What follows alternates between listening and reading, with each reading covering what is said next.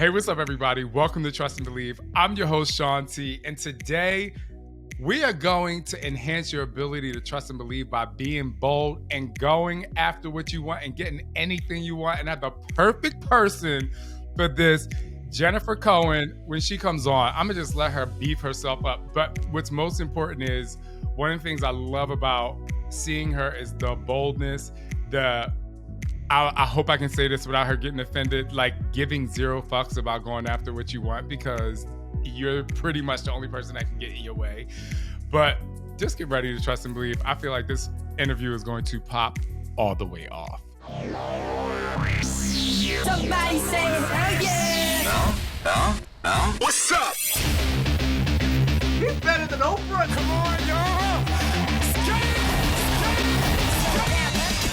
This is Shaun T, and it's time to trust and believe.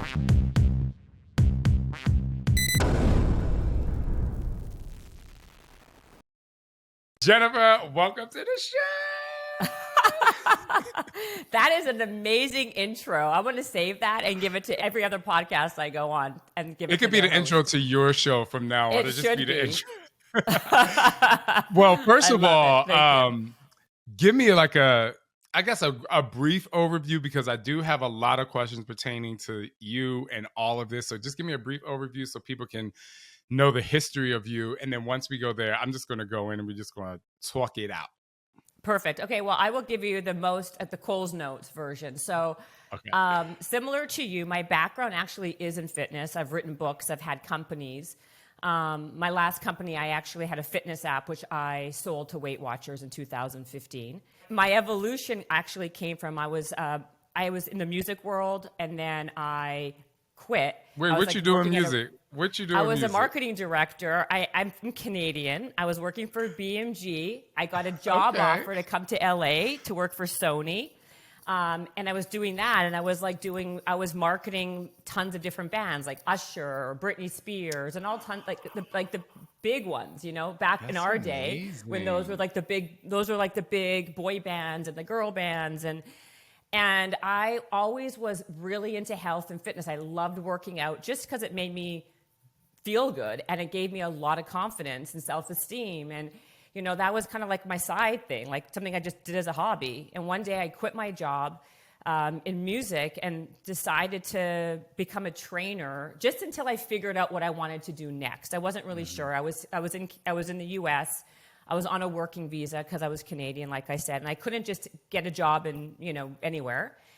And while I was going through this, you know, personal training certification, it came to me that I have these transferable skills, and I thought, you know what, I have all these connections in the music world. Why not create an opportunity and a job for myself? And I thought of this idea of becoming a label trainer, but a trainer, like a personal trainer for the different pop artists and the different talent that I knew and I worked with on the marketing side. But this time come into it like in a different way, because I knew how the marketing dollars worked. I knew how the talent worked. And I pitched myself one day to one of the heads of the label, a head of MCA, which was a label back then, as this thing. And I said, pay me a retainer and I will train all your talent for X amount of dollars. That way I wasn't going to be a trainer, you know, being capped at how many, you know, making $50 an hour or $10, whatever it was. And he's like, what do you know about training? And I said, you know, what does anybody know about anything, right? You take a chance. I got my certification. If it doesn't work, what's the worst that happens? You fire me and we move on, you know, like nothing ventured, nothing gained. He said yes. And one label turned into 2, 3, 4. And then I ended up working with like every major label and all the talent and had trainers underneath me. And that was like the beginning of me being an entrepreneur within the health and wellness space. And from there, I wrote my first book called No Gym Required. And then I wrote another book called Strong as a New Skinny. And I then started my own company called No Gym Required. That was a shoe company. And funnily enough, there was an opportunity, very, very small, like there was like rumblings of working with like Beachbody back then. And it never really, nothing ever came from it. But that's basically my background. And then from there, I just started to start companies within health and wellness. I became an advisor to lots of different brands.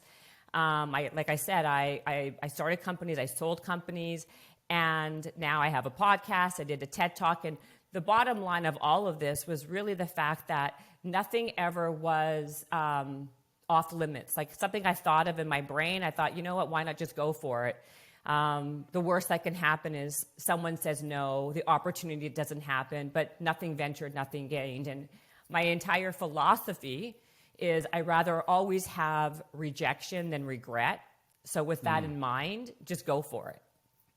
I love that you said that because I'm currently in therapy right now. And when my original therapy journey started, because I'm a sexual abuse survivor, but now that I'm older and, I've worked through so many things, becoming a dad and becoming and my business growing and obviously getting older. And a lot of people, I don't look at getting older as like a bad thing, but getting older and being in my mid 40s as a man is like a completely different, incredible experience that I have this like crazy passion around it. But anyway, to your point is I'm currently in therapy, and my therapist and I are actually working for me, what I like calling throwing noodles up against the wall of everything that I love to do. And if it doesn't work, he's like, if it doesn't work, great. At least that doesn't work. But we're going to go after the next journey of your life, finding things that you love and eventually, making it lucrative. And so we have this process. And so you just kind of motivated me in a sense to be like, no wonder you're bold and go after anything, and habits and hustle is your thing. But, just because I'm just saying, just by you talking, it just like fueled that little bit of extra in me. Is like, yeah, because I had a phone call this morning where, I'm trying to create something, and I still kind of go into it with reservation, but not reservation of like, am I passionate about it, but just reservation of like, oh my God, what if this doesn't work? But you're like, well, what the fuck? Like, does it matter if it works or not? Like, don't regret getting the rejection. Yeah. So. It's so interesting to hear you say this, right? Because self-doubt plays a big role in everybody's psyche, right? And it's about how to overcome that self-doubt. And the idea that someone like you, who's had so much success, who's like we talked before we even started, like your Insanity was like the best-selling program of all time in the fitness space. Everybody knows you, and someone like you still even has reservations about trying something because you're fearful that it might not work. So imagine people who haven't had that kind of like success that you've had, where they are, right? At that beginning point, and the idea is changing like how we frame things in our head and how we limit our limiting beliefs of what we think of ourselves, because that gets so implanted in our DNA, no matter what, from our childhood, right? Like, yeah. The fact that you even feel this way, who has, like I said, done what you've done. We focus on the negative. I mean, that's really what it is. What if we focus on the what ifs of the negatives instead of the what ifs of the positives? And it's interesting because I'm super positive, but I feel like when and maybe you can speak on this, but when you're in a space where you did it, when you're in a space where you're, I don't want to say reinventing yourself, but you're just kind of creating an enhanced path. It's like, I'm still on the same road to whatever my journey is, but how like if you go through a different neighborhood, like this neighborhood might be, picket fence homes, but then you go to the next neighborhood that's just as dope, but it's more of like, it just has a different edge. The grass looks different, or, and it's like, that's what I feel like I'm doing. I'm still going down that road. And I know a lot of people out there feel this way. It's like, I'm not turning right or left. I'm just trying to enhance my experience of what it is I'm supposed to do. But you just kind of always feel like, oh my God, am I in the right neighborhood kind of thing? But you kind of are, right? That's another thing. We tend to overthink things to the point of like analysis paralysis, right? And that's what stops us from starting. And I think all of us should be always reinventing ourselves, right? Because that's what growth is. I mean, the reality is a lot of times, like because I've done fitness for so long, or you've done fitness for so long in your way, people compartmentalize you and think because you're one thing, you can't be another thing and can't do another thing. So the onus should be on you as a person to be like, hey, I'm not going to let someone else tell me what I'm capable of and what I can do. I mean, people are vast, right? Like I can be good at 2 things or 3 things, not just one. And you don't get good at anything unless you practice that thing and unless you do that thing, right? No one gets better. It's like how do you get good at a job if no one even gives you a chance of doing that job, right? I take all of that onto me, and people should take it to them and not let other people choose their own destiny.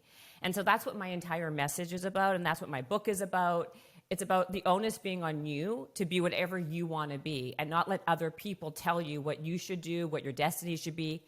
And because you zigged, you can't now zag. Like, why not? You're right. When you become really great at something, you unknowingly, and not necessarily in a negative way, but you unknowingly trap yourself into this box. For me, if the next part of the evolution of me had anything to do with fitness, or even if it was that does not stress. I'm like, please, that's nothing. Like I have zero fear. But for me, I, in a way, want to create the fear by what you said, which was really profound, like kind of showcasing my vastness or our individual vastness. It's like, but I'm, and I'm going to say this, and a lot of people who get my personality know I'm not being vain, but I'm like good at a lot of things, like, and fitness is not my passion. And that's the thing that throws people off. For me, it is getting people to to get somebody to do insanity and to finish that 60 days. For me, it's the psyche behind you literally destroying yourself that sounds negative, but you literally pushing yourself to the brink of disaster every day and you showing up. Do you know what that does outside of the workout? And that's why I love fitness, whether it's dance, whether it's insanity, whether it's weightlifting. Right now, I'm personally purposely gaining weight and building muscle because I know, like I said to my trainer this morning, I was like walking downstairs and people think it's funny that I have a trainer. I literally almost started crying. I looked at her, I'm like, oh my God, you completely changed my life. And I'm like filling up now because of just changing the trajectory and like becoming a student again. It just like enhances that ability for you to, like you said, be vast. And so when people go into that new space and they open up themselves to the vastness, what do? They open up themselves to vulnerability, and that's where I think the fear ultimately comes from.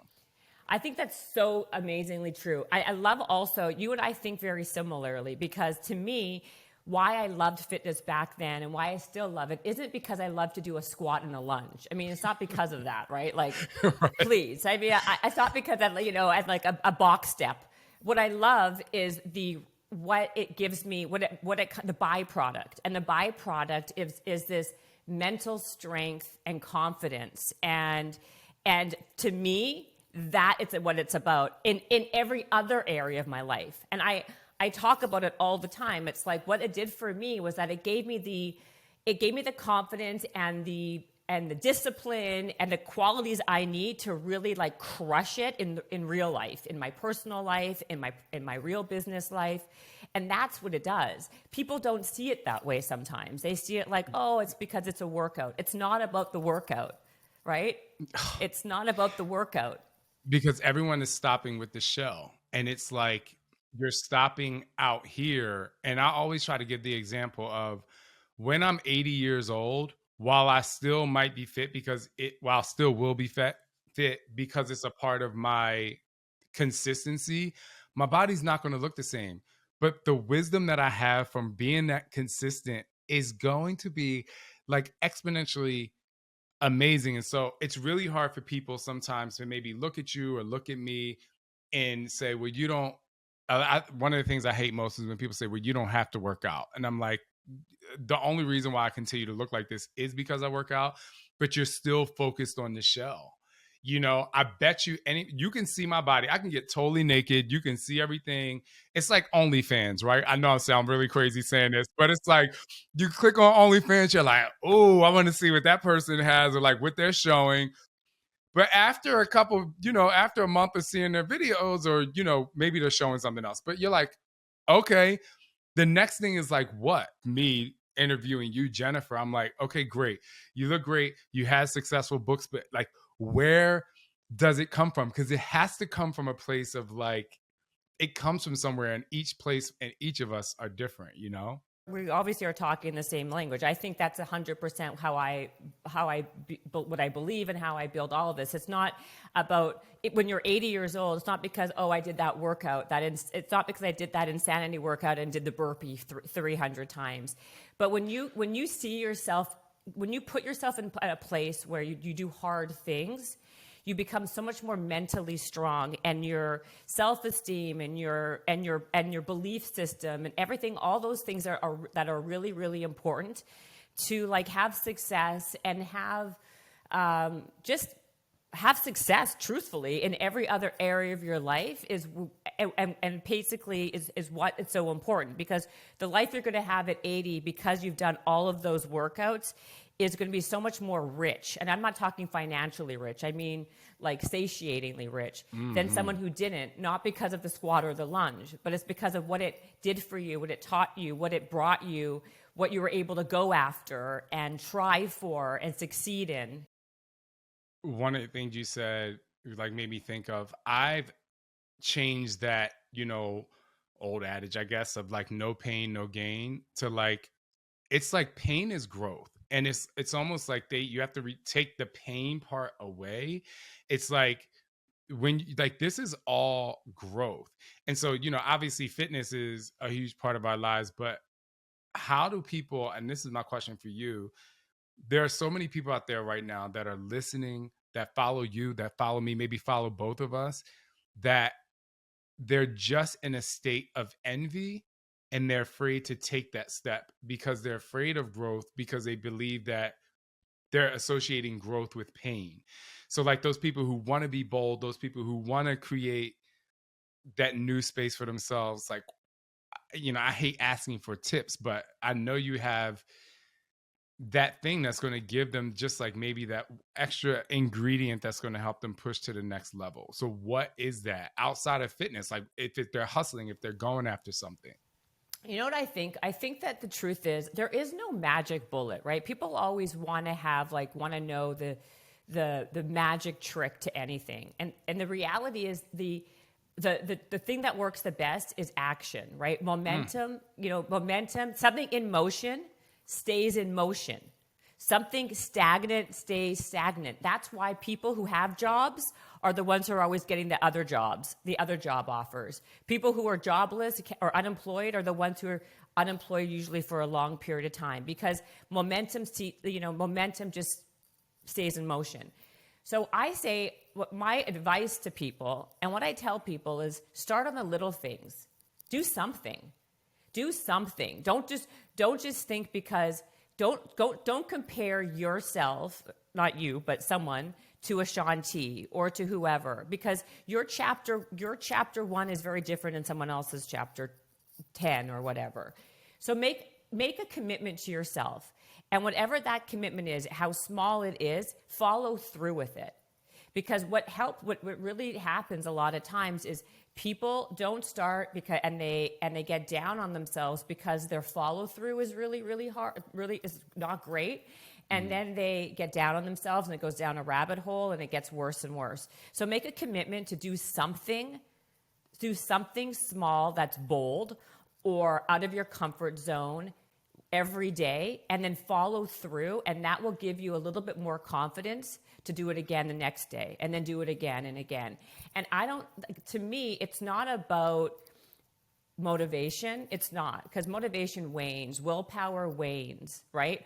What stays is lifestyle, discipline, and that's what you get over time, making it an actual habit and a lifestyle. Where, do you think I want to work out every day? Like, do you think that before I had this interview with you, I wanted to like run on the treadmill and do my pull-ups? No, I was like exhausted. I didn't go to bed.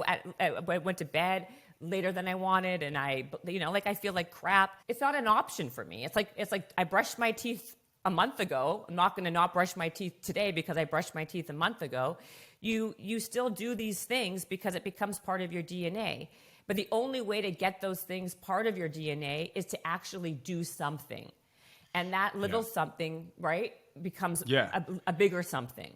I was going to say, there's two things that, like, what I'm doing in my life right now. One of the things is, because I'm in therapy, one of the things I want to help people do is take action, because I believe that when you're in therapy, or even if you're going through a transition of any sort, what happens is initially that idea becomes really great. You know, when you get that idea and it feels so fucking, you're like, oh my gosh, like this feels so great. And you don't do anything with it. And the same thing happens in therapy. If they have a breakthrough, there has to be a follow through. I was actually talking to my husband about this last night. I was telling him, you know, maybe you need to go back to therapy. And he admittedly said, what's interesting is, you know, he went to therapy for 7 years, but he never took action. And I think, you know, he always tells me, he's like, you know, you changed my life, because I was the first person that said to him, I'm like, which is so crazy. I said to him, I'm like, it's not about everybody else. It's about your happiness. Cause, you know, he wasn't going to date me because he got out of a breakup, and people said like, you need to spend time to yourself. I'm like, well, this has nothing to do with me. Like, you have to go after what makes you happy. And he's like, that's why that was the initial reason why he's like, I wanted to be with you, because no one told me that I was allowed to be happy before. And so that's just like him choosing to take action, because he never took action. I'm like, what's the action you have to take? And the second thing I wanted to say, you brought up a great point about the follow through. And I'm an athlete, so please go with me here. So in tennis, there's 2 sports where the follow through, or 3 sports really, but tennis, baseball, and basketball. If you just want to take those 3, the follow through is really important. If you swing a tennis racket and you stop early, it's either going to go really long or it's going to go into the net. If you shoot a basketball and you don't extend your arm or you don't follow through, you're going to miss. Baseball, you'll never hit a home run without the follow through, you know? And so that same physics applies to your mental space, kind of like what you were just saying. It's, you have to finish. Like, if our kids, like one of our kids was trying to swim yesterday, or he's a swimmer, but there was something deep in the deeper part of the pool, and we were like, you have to swim. And he would go a little bit and he would come out, he would scream and cry. And, you know, Scott sat him down and talked to him. And then after me and one of my other son went inside, Scott took him back outside. He was like, it's not about you achieving, grabbing that, but he was like, you have to at least try your best. And it was amazing, because he came back in happy, but he said, Papa, I tried. He wasn't success. Like, I did it. And I just thought that was like so profound as a young kid. So for people out there, I think that's really I love great. that. Go ahead. No, I say that all the time. You praise the effort, not the reward, right? Like, you praise the effort. Like, I agree. My kid just started taking basketball. He's on a basketball team, and he didn't want to do it because he thought he'd be bad at it. He's never done it. He does soccer all the time. He does swimming, whatever. And, you know, finally he decided to do it. And the irony is, this is going to be his best sport, but you never know what you don't. You got to try a lot of stuff, right? That's number one, to even know what you're good at, right? That's the first thing. But more is that what I'm doing is I'm praising the effort. Like, good for you for actually, you know, trying. Good for you for even attempting at it. Good for you for even going out there and making the decision that you're going to, you know, give it a shot, even though you're with people who've done it before. It's the effort. It's the follow through, showing up. To me, that's what really it's all about, right? That's how you also, like, again, I keep on saying the same thing, but I think it's so important, because we are our own worst enemies, right? And so how do we become less of our own worst enemy? It's right. It's like self-belief, believing that you can do something, believing that you are worthy, believing that you don't, like, chipping away at these limiting beliefs is so important. When you see that you're putting the effort in yourself, and when you see that you are following through yourself and doing things that may be uncomfortable, and doing things that, you know, like, are not where, you know, your strike zone is yet, you know, that gives you self-esteem and the self-confidence to have that momentum, to keep on going, to do things that are not, you know, so when they look at you and they say, well, I'm not that fit yet, but who says I can't be? I'm a big believer, and I've always been this way. Like, you know, I don't ever look at somebody who is richer than me or prettier than me or more fit than me and feel like, woe is me. I'm like, I'm happy for them. And I think, you know what? I could be that way too. Why not? Why not me? Yes. You know, like, if they can do it, why can't I? And that's like a mindset shift, right? Like, you have to shift your mindset from going into a place of darkness where that will never be me. And I, you know, that person on Instagram is this and that, to like, well, maybe like giving that person like that catalyst to actually try to be that way, right? The more you praise people for their effort instead of being jealous of the effort, the more that the positive energy will be instilled in you and you will use it. I never look at another guy and be like, oh, well, he's too ripped. You know, I'm like, bitch, yes. First of all, can I come work out with you? I'm not trying to have your body, but look, it's like, I'm not trying to have your body, but if you look like that, you're doing something, and I'm all the way to fuck down. So, like, let's go. The other thing, that. I'm like, what am I going to be mad for? I'm like, bitch, let's go. I'm here for it. I can handle it.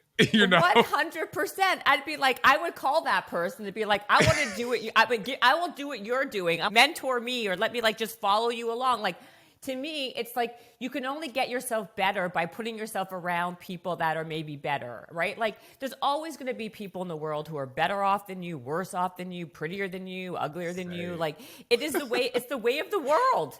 You know, yes. like, get used to it. I say, you know what I do? I do this a lot, and I really want to challenge people who are listening to do this, and I would love to get your opinion on what I'm about to say. But for me, if you see a man or a woman or another entrepreneur or a business owner or somebody who's in your field and they're killing the fucking game, because your algorithm on social media is going to tell you what you like to see. I bet you if you compliment 10 people a day in a message, instead of putting a comment, DM them, instead of calling somebody, or instead of thinking to yourself like, oh my God, I can't be that, or they must have had message them. I promise you, if you do that for a week, you send 70 messages, you're going to get a response that's going to light your fire. Everybody, maybe most of them won't respond, but just the positive energy you put into seeing something that you obviously want to connect to, or is it something that you like to have, is going to, like, that energy is going to be, I can't even explain to people how it works. It's less about, people say The Secret, and I love that mentality, like The Secret. But all The Secret is you putting good energy and changing your mindset, into that space. I totally agree. I mean, The Secret to me is a little bit like a little woo-woo for me, to be honest. Right, like that's what I'm saying. I'm like, but I know people love it, and that's great. But I believe that it's a combination of hard work, because I think that's like, you got to put in the time and the effort. I think that people try to skip that step. Also, they're looking for something that's not. But if you do that, but put out positive energy, like it's just as time consuming to be negative as it is to be positive, right? But the outcome that you get and the rewards that you reap from the positivity it comes back 20-fold. And I've seen it myself, because, none of us are perfect, right? Like, you have these moments when, like, you can feel jealous or unhappy about something, and you see where your brain goes and, like, how it spirals, versus, like, a little, like, tweak, like, I see what, don't do that, like, go this way. And what happens when you go towards the light and the positivity? Like, it's always more beneficial, always. And I feel like it's hard. Like, we have all these trappings that make it difficult, right? We have, like, social media. It's a really hard trap sometimes for a lot of people. And I feel like that's why the onus is on the person to take responsibility for themselves, and maybe, like, curate what you look at and what you see and who you follow and who you hang out with. And it kind of just, like, it trickles, right? Like, I say, and I talk about, the whole bold message is I put around me kind of like a board of directors, like a board of directors, but people who I, really respect and admire, and I, like, appreciate something about them that I want that energy or whatever they have to kind of, like, resonate, versus, just kind of willy-nilly going around and just letting anything come around me and just picking up on whatever is around. Because if you're not intentional about what you're doing and who you're doing it with, like, chances are you're not going to be the best version of yourself just through association. I have a funny little story about kind of surrounding yourself with people and being intentional. And it goes back to sports. So when I was when I was in middle school, I started playing basketball.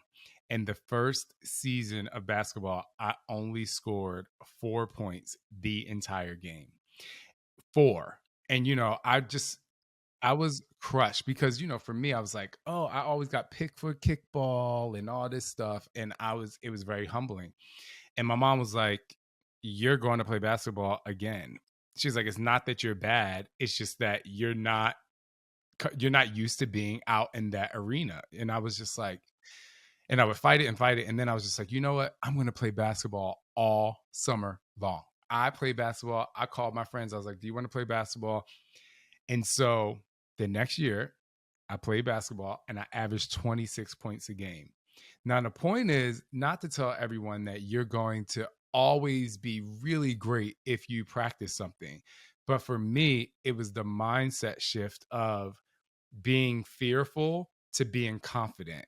And confidence just really goes a really, really, really long way. So for those of you out there who might have that fear, it's like, it was the mindset. The second thing is I surrounded myself with people who were playing basketball all the time. So I at least was able to practice. And then I was able to build my confidence. And that's just going to help you. I think like what you're saying is going to add to your ability to have that board of directors, if you will. Competence breeds confidence. And the only way to become competent in anything is to practice, is to do, is to have action. You're not going to be competent, at anything. It could be a sport. It could be learning a language. If you don't do the work, if you don't practice it, you may not be Michael Jordan, right? By practicing basketball. Not you. I'm saying anybody. But my kid, right? But like you will 100% be much better than you were from where you started from, right? Like practice makes progress and competence. And like, I think this is what it's all about, right? Like it's about getting people unstuck, right? From a place of, woe is me, I can't, it wouldn't happen to me, the self-doubt, the this, the that, to a place of like, you know what, maybe I can, if they could, why not me? You never know. Like, to your point, when you said earlier about being 80, I don't want to be 80. I don't care what I am at 80, but the one thing I don't want to be is someone who thought, I wish I tried that. Like what if I did that? Where would my life have been? If I tried this, where would my life have been? But like, can I ask you a question though? I mean, I have my answer, but I just love the way you are able to describe things and teach. A lot of people's what if happens because of the fear of judgment they're going to get from others. And so then they end up getting older and they're like, damn, I wish I would have did that. I wish I didn't care what this person said, even to your parents or your cousins or your sister or your best friends. And they get to this point where it's like, God, I wish I didn't care what they said. What if I would have just did it anyway? How do you get them out of that? I know, I love how you say, there is no like one word answer, but I feel like you have something in there that can help people get past that and not get into that space, It's so funny that you said this one, because I just did this speaking engagement last week actually, and they asked me this question. They said like, who do you like when you want to do something? Who do you ask, or who do you like? Who's your mentor, or something? That type of questioning, whatever. And the truth of the matter is, and I don't know how this is going to come off, but like I don't really ask anybody, and I'll tell you why, right? I'll tell you why. Because people are going to give you an answer based on their own experience. And I've seen it happen over and over again. And when I have in the past asked people for their opinion, or what do they think, or what do they do, I'm going to get it from the lens of what they've done in their life. And if I would have gone that way and listened to some friends or business people or family members, on what they would have done, I would have been in a very different place in my life that I wouldn't have been very happy in. And so you have to listen to yourself and like trust your gut. I'm not saying you can't bounce things off of people who you respect and admire. Of course you can. And I say, if you want to do that, great. Like make sure you're asking very specific. If you want to ask very specific people that you do respect and admire about what they would do in a very specific area. But at the end of the day, like you have to be you. Like I might not be, I'm not for everybody, and I'm sure you're not for everybody. Exactly. And I celebrate that.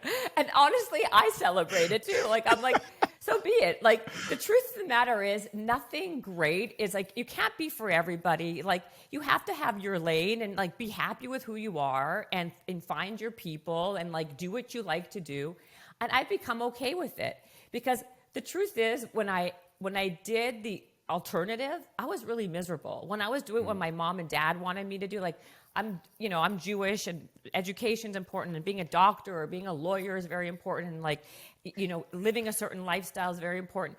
If I would have followed that path, I would have been really, really miserable. Like, I'm not saying I'm not married with kids and, successful now, but I would be looked at some people like, she's crazy. She's living in LA and she's doing what? I don't even know what she's doing over there in that world. Like, it's okay. Like, I feel like you have to kind of come to a place and have a come to Jesus with yourself and be like, you know what? Who am I? What do I really like to do? Have some self-awareness. Like, what makes me happy? What do I want to do? And just like go and do it. And if people like it, great. And if they don't, well, that's too bad. And you'll eventually, water finds its level and you'll figure it out. But to like live for other people, like, how horrible is that? When people ask me questions about what it is that they want to do, I never answer the question with a question. But my first thought process is, I want to support what you want your process to be, or sometimes it's your end game, which I don't really like thinking about the end game, but I want to support what it is. If someone says to me, hey, Shaun, do you think I should X, Y, and Z? My response is, I think you should do it if it aligns with X, Y, and Z. Or I'm saying, like, how are you going to get there? What is the joy of you going there? Because at the end of the day, I want you to be happy. I want you to be fulfilled. I want you to try your best not to give a fuck what anybody else thinks along the way. Because I learned something very interesting about a year and a half ago when I was interviewing this guy, Adrian Morrison, who does like a lot of drop shipping and e-commerce, which is like really cool. He's like, one of my biggest selling products were yoga pants with dogs on them. And he was like, that is just proving that something that you are passionate about, whether it's, the solar system or lip balm or, something that you're passionate about, there are definitely other people that are passionate about it. So you have to stay with what you're passionate about, what you're happy about, what brings you happiness. Because like you said earlier, find your people.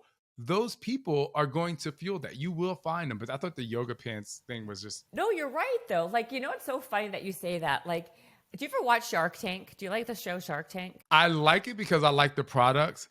But man, the shark, I think, because I've been in the business, like the producing of it annoys me, but it also adds the angst. But I do like the show. Yeah. I totally understand what you're saying, because you're like, you're like thinking of it from the production side of it all, like, because how that whole thing is. But what I was going to say is, I'm going to give you this weird thing about it. I watch that show sometimes, not religiously, but I do watch it. I like it. And, some of these products that come on are so wacky, right? Like, I'm like, oh my God, who the hell is going to buy that thing? And those are the ones that are like the biggest products that like are the disruptors in the markets. Like, it's happened time and time again. Like, even like Poo-Pourri. Do you remember that Poo-Pourri product? I have it in every bathroom. Get into it. Right? But you're like, who the hell is going to buy this? The thing is, like, you don't know what you don't know. And the closer you are to your own, being authentic to who you are and like living who, that's really true to you, is the only way you're going to really find happiness and your people. Like, I really believe this. I'm a big believer in this, because I think so many people are living for other people's dreams and because they're too scared to be they're too scared to go right when they should be going left, or they care too much about what other people think of them. I mean, if we all live that way, I mean, it's a very miserable, empty, vapid way of like living your life. And like you were saying earlier, when you're 80 and you're on your deathbed, like we only go around one time. Like, then what, right? It's one time. And I always give the example of, because I'm obsessed. Like if you went to my YouTube channel, not my YouTube channel, but if you logged into my YouTube, you would be like, oh my gosh, because everything is about black holes, stars, galaxies colliding. Like I'm obsessed with it, which I wasn't as a kid, but I am obsessed. And one of the things that I use now when I get to a point where I'm like, oh, such and such is going to judge me, or I'm going to be like this, I'm like, you know what? The thing that gives us the most energy, the reason why our planet is here is because of the sun. Our sun is one day going to die. So at the end of the day, we ain't shit. You know what I mean? Like there are billions of galaxies and our galaxy, the Milky Way and the Andromeda galaxy, which is the closest galaxy to us, they're going to collide one day. But guess what? Nothing is going to hit. There won't be planets that hit each other. There won't be stars that hit each other. There won't be solar systems that hit each other because it's so vast. It's so big. So when I think about that, I'm like, and now I'm one of 6+ billion people on the world. One of the reasons why people stop doing what they're going to do when you like you said, for other people, sometimes it's family, but because everyone thinks that everyone should like them and everyone should approve of what they do. And no. And my mom actually taught me that lesson when I was young. She was like, I was like, such and such doesn't like me. She said, there's 6 billion people in the world. There's going to be plenty of people who like you. And it changed my entire world. So I say to people out there, it's like, come on, y'all, like do what it is that you want to do. And if you feel like you don't have support, I tell people I'm your biggest fan. I'm like, do it. I don't care what it is. As long as you're not hurting anybody, do it. I think the people that hit the most, like you, for example, going back to your whole career with the fitness stuff, it's like, I think people gravitate also to things that are real and authentic. I think because you're a real person and like you're living true to who you are, people feel that energy and like gravitate to you and want to be around that versus this like phony baloney type of personality, right?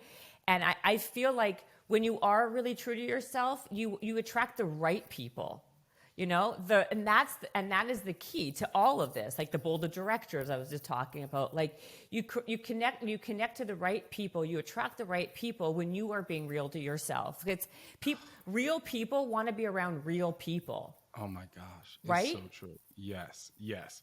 All right. I need to ask you a question before we go. This is really important. I have a couple more questions for you. We could probably go for another hour. Okay. But you have a rule, the 10% target mindset. Can you explain? I just think that I know that's going to kind of sum all of this up. At least that's what I feel. Yes. So I did a TED Talk about a couple years ago that went viral, and now I wrote a book that comes out in December based on that TED Talk. And I think what people really kind of what we're referring to is a philosophy that I really kind of believe in, that I came up with, that I talk about, is this idea of this 10% target, which is making 10 attempts at whatever you want most in life. And that is the reason is it's that most people, and it's basically what we've been talking about this whole podcast, is most people don't even make one attempt. Almost 91% of people don't make one attempt at what they really want. Almost 98% of people don't make a second attempt or a third attempt. So if you're somebody who makes 10 attempts at whatever it is you want most in life, either two things, and this has been I've proven this time and time again, either two things are going to happen. Either you're going to get that thing that you went after, or another opportunity will present itself that you never even knew existed by just going after that one thing. So my philosophy isn't that, oh, you're going to go after it and you're like, and you're going to get it.